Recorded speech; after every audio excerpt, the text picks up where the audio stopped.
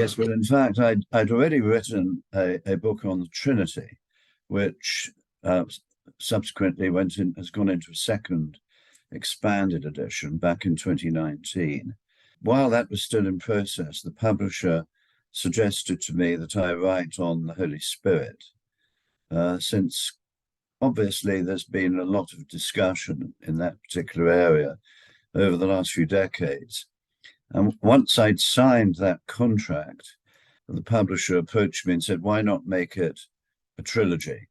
I'm working now actually on a book on the Son, which actually will be probably a bit larger than the one on the Spirit.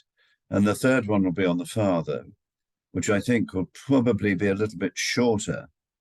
But one can say that it does follow the order, not so much of God's own revelation of himself, but of our response. We respond to God through the work of the Spirit, who directs us to Christ, our mediator, and thus to the Father, as Paul writes in Ephesians chapter 2, through him, through Christ, we both, Jew and Gentile, have access by one Spirit to the Father. So, yeah, it follows a biblical and rational order, but the reverse order to what one might suppose if one was going on the order of God's revelation.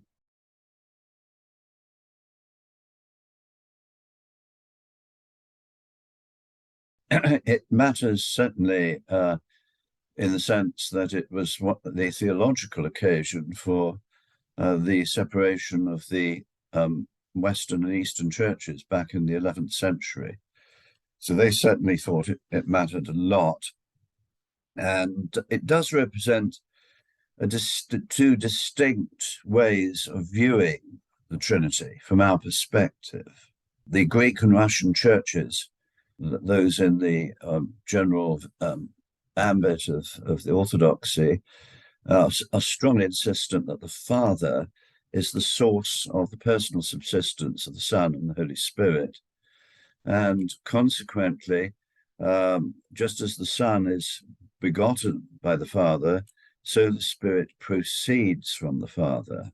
Whereas in the Latin Church, which of course stems from Rome and includes both Rome and Protestantism, the stress has been on the deity of Christ, the Son being of one identical being with the Father. And the story goes that where that has appeared to be threatened in the 6th and 7th centuries in Spain by a revival of the heresy of Arianism, which denied the deity of the Son, the clause "and the Son," filioque, was inserted into the Niceno-Constantinopolitan Creed, the Nicene Creed as we call it. That creed really dates back to the Council of Constantinople, which resolved the Trinitarian crisis in the 4th century, which stated that Spirit proceeds from the Father. So it doesn't deny that the Spirit proceeds from the Son also, but it only explicitly mentions the Father. And the East, of course, objected to it both on ecclesiological and theological grounds. So it does represent a different way from our perspective of viewing the Trinity. Although the Western Church generally had no intention of undermining the monarchy, as it's called, of the Father, nor did the East wish in the slightest to detract from the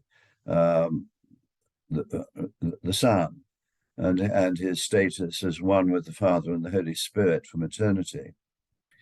So in that sense, it does matter and does represent two very different strands.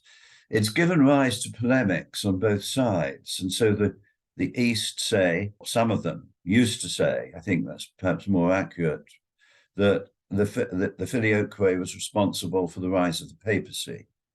It's difficult to see how that actually was the case. Whereas on the West, they say that the East is given over to unbridled mysticism.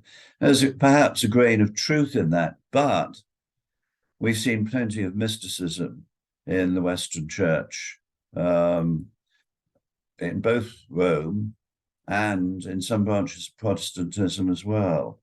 So there's a lot of polemical arguments which perhaps don't carry as much weight as their proponents might have thought. Now, I think the main difference really in reality is it affects the view of salvation. So, for example, in the Greek and Russian churches, it's very strong emphasis upon the Spirit.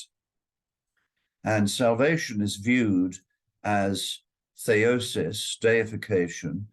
So the East has very much a pneumatic-centric, spirit-centered view of salvation, whereas in the West, the focus is, of course, upon the death and resurrection and ascension of Christ, the Son. And that is shared by both Rome and Protestantism, although the answers they give to it are, of course, different. Is the filioque essential? Well, Gerald Bray has argued that, and I tend to agree with him, that the Reformed and Protestant view of salvation and Christian life is unthinkable without the filioque. And Karl Barth thought pretty much the same too, a very strong defense of the filioque in his Church Dogmatics.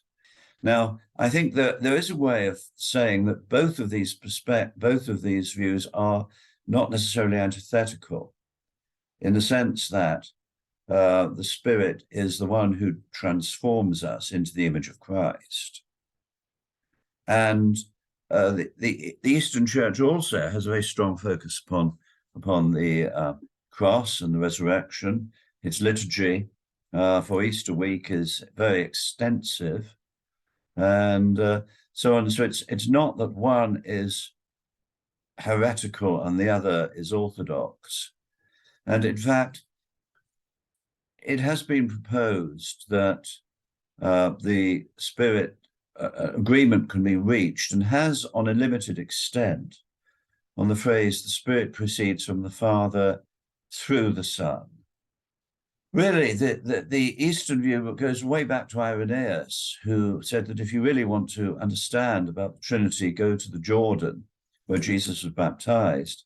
There, the Spirit came down upon him from the Father, declaring him to be God's beloved Son.